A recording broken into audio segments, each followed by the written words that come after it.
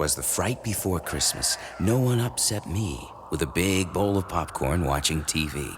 I stretched, gave a yawn, settled back in my chair, in hopes that St. Nicholson soon would be there. The children were lying awake without sleep. They'd seen all his movies. He gives them the creeps. I'd queued up Cuckoo's Nest with my trusty remote to the part where he had all the nuts on the boat. When out in the yard, there arose such a noise. I turned off the TV to see what it was. And what to my wondering eyes should approach but the Los Angeles Lakers and Pat Riley, their coach. The limo was racing, the team at its heels. That's when I saw him, the man at the wheel. He ranted and cursed, waved round his swizzle stick, and I knew in a second it must be Jack Nick. More rapid than the Celtics, these Lakers they came.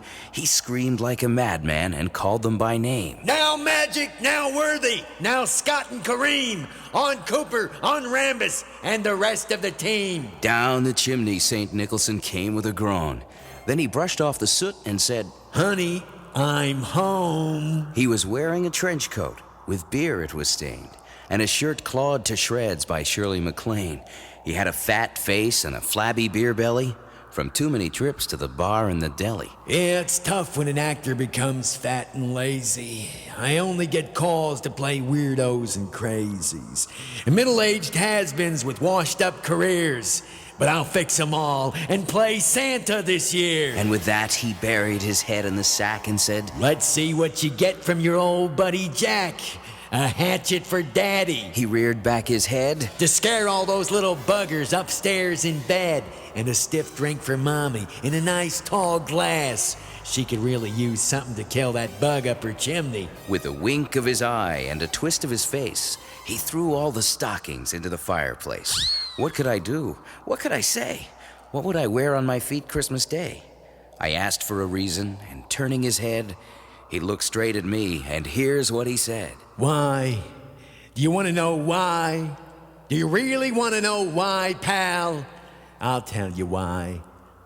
When you're out Christmas shopping, you know, doing your little Christmas things with all your little Christmas friends, spreading all that Christmas cheer with those stupid Christmas songs. Did you ever stop and think of picking up a little something for old Jack? Huh? Did you ever stop to think what Jack might like for Christmas?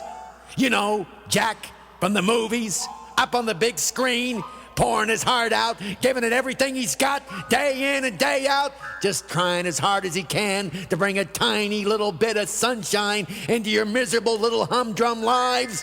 Did you ever think of good old Jack, huh? For a second? No, not once. Maybe old Jack just wasn't that good, huh? Maybe I wasn't good enough and the postman always rings twice.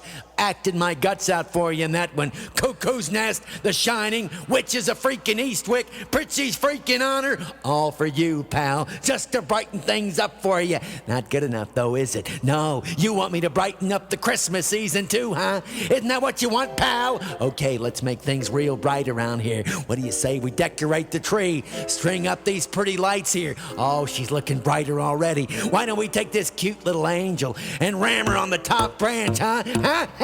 How about some gasoline for the whole freaking thing? I mean, let's make her just as bright as she can be. What do you say we light her up and chuck her through the old picture window here, huh, pal? No sense having a tree as bright as all that without giving the neighbors a chance to see, don't you think?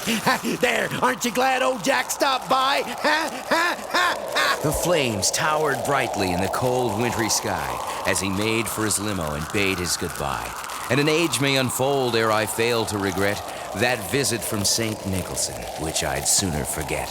But I swear by the goosebumps upon my skin that I'll always remember that devilish grin and his voice crying out ere he faded from sight. "Merry Christmas to all, and I hope I never see you again as long as I live, for crying out loud."